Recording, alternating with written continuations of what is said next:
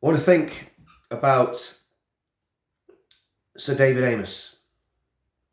I want to think about what really happened to Sir David Amess.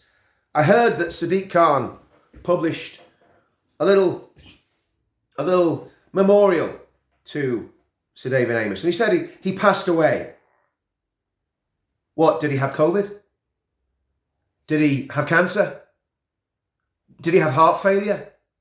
He passed away. Doesn't that sound like he drifted away with all his family surrounding him?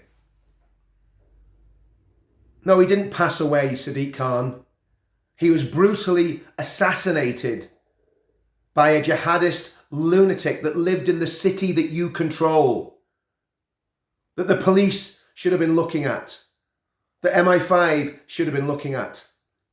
But because of the way the systems were set up and because of how disjointed it is, the police and MI5 weren't even looking at this man.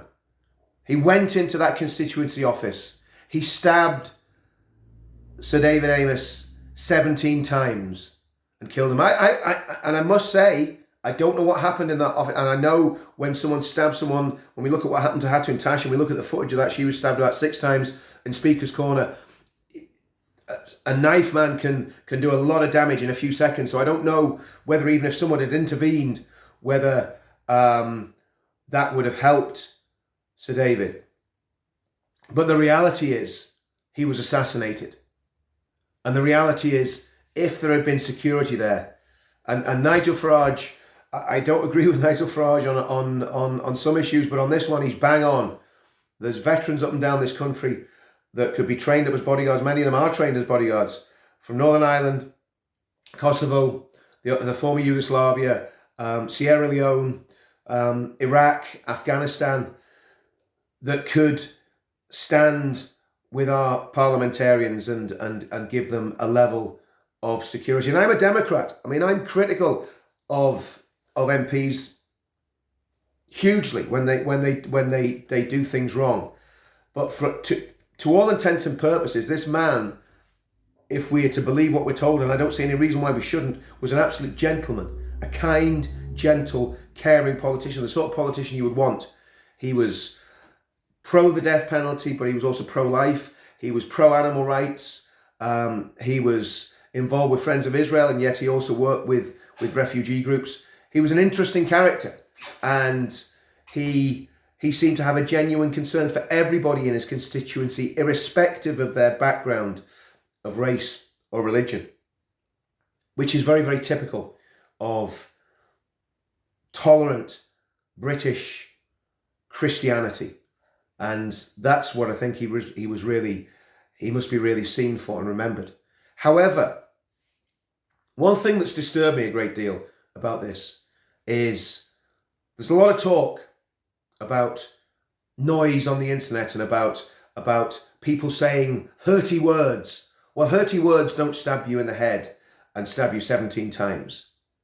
Mad knife men do that. Jihadists do that. People who want to destroy our democracy do that. In fact, the sickness about the way that this debate has been framed in the mainstream media and by many politicians, they're starting to talk about the Internet Harms Bill. What they're going to try and do is restrict our religion, our freedom of speech even further than it already has been because of this attack. And I'm sure that this politician would have not wanted that. He would have not wanted freedom of speech to be curtailed because of his murder or assassination by a jihadist. And the other disturbing thing I saw at the weekend, I saw a group of imams going and paying their condolences to Sir David Amess. Now, that's great. That's exactly what they should be doing.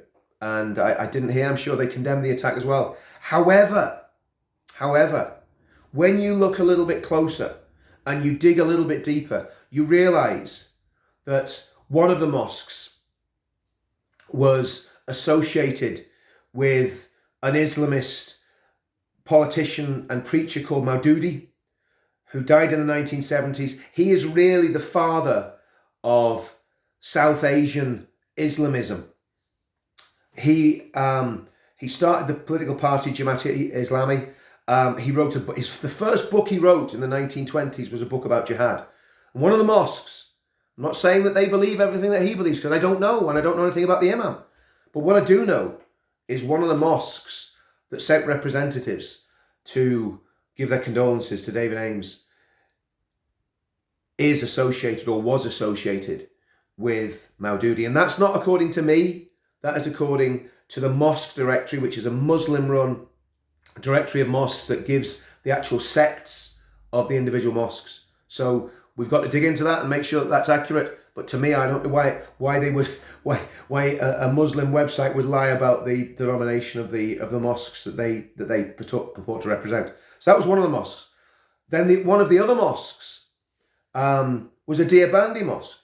And again, I've talked about the Deobandi sect many times, a very, very hardline, conservative Islamic sect that would believe in Sharia law, that would want to see Sharia law certainly in the countries that they come from. And again, if we're to believe what Ed Hussein says in his book Among the Mosques, many of the Deobandi clerics believe in Caliphatism, which wants to see the whole of the world subjected and subdued by Islam and run as a global caliphate. And again, that is the denomination that sent representation to pay their respects to David Amess. That should worry us, because these people may never be violent. The Deobandi and the people that follow Maududi, they may never be violent in the UK. But deep down, the Deobandi ideology and Maududi were Islamic supremacists. They believed that Muslims were superior to every other human being. And Maududi, I mean, I've read his book on jihad.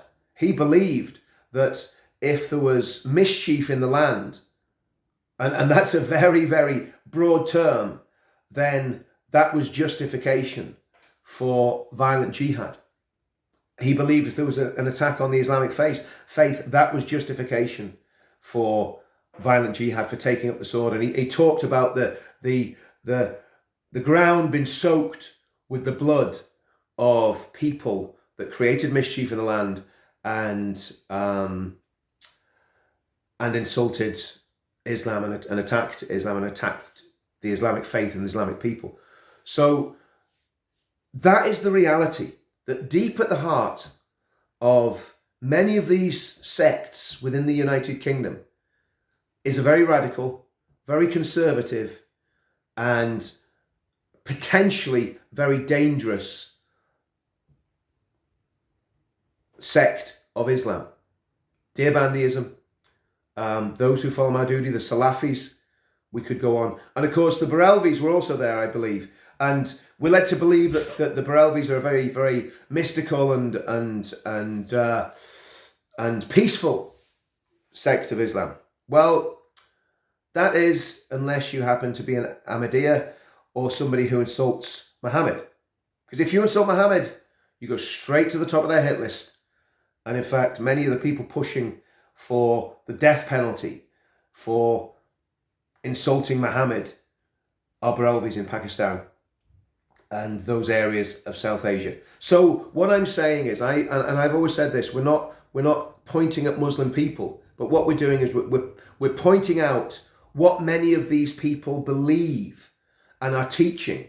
And many Muslims would agree with me on this, that there's a real problem, but they can't speak openly because they're too afraid. There's a real problem with what many of these sects believe and the sects believe. And these problems come not just from the Hadith. I mean, I heard an Islamic cleric yesterday saying these problems come from the Hadith. Now, I forget because it's that long since I looked. I think there's 164, 167 so-called verses of the sword in the Quran. So it's not just the Hadith. It's not just Sharia. There's stuff in the Quran as well, which would inspire people to act in a violent way, which, depending on how you interpret it, would inspire people to be misogynistic, supremacist, and engage in violent jihad and subjugation of non-believers. But of course, there's very few Muslims that just take the Quran and read the Quran.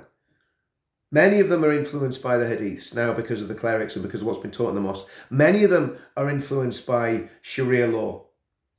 And that is the problem that we've got. And it's not being opposed. And what we now have is a situation where we cannot speak openly about Islam. We cannot speak openly about what's happening in our midst and what's happening in these mosques up and down the country. And Islamism, you see, is not just a violent ideology. And I mean, this shows how crazy things are. There used to be a video on YouTube, and it was a Muslim woman. I think she was from Pakistan or India. Very, very articulate, very liberal. And she explained what she called the circles of Islamism. At the middle was the hardcore, crazy jihadists, like this scumbag that assassinated David Amess. And then outside that were people that could have been pulled into that circle and people that would have supported jihad. But then the wider circle, the next circle after that, were the very conservative, Sharia-wanting, Quran-believing, Hadith-believing Muslims. And she showed that the core of jihadists is quite small, but the amount of people that would sympathize with many of the aims of the jihadists is very, very large. And that needs to be addressed. And it's no good Muslims coming on the television saying, you can't say Islam or Islamic terrorism. Well, no, you can, because in a free country you have freedom of speech. And believe you me,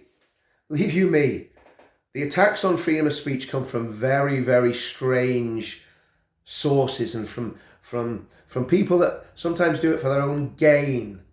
And, well, I'll not say any more about that. But the reality is that we need to be able to talk about Islam. And if we believe Islam is a false and dangerous ideology, we need to be free to say that. If we believe that Islam is great and everything's fine, we need to be able to argue that corner as well, because that's freedom of religion, that's freedom of debate, that's freedom of speech. But of course, many Muslim spokesmen and many Muslim apologists want to shut that down. They want to shut the debate down, and they will do it either through political intrigue, through lobbying of media outlets, through lawfare. It's not beyond the realms of possibility that lawyers drop letters through your mats if you mention some of these groupings. I'll not mention them because I don't want to get sued. But the reality is that Islamism uses all means to push and forward its agenda. And we need to talk about Islam. Lord Pearson said it a long time ago. He said, can we talk about Islam? And the reality is, the sad reality is, it seems that we can't talk about Islam. And anybody who knows me knows my opinion on the doctrines of Islam. And I'm not doing this from a place of ignorance. I'm not pretending to be an Islamic scholar, because that's embarrassing when someone pretends to be a pseudo scholar. But I've read the Quran.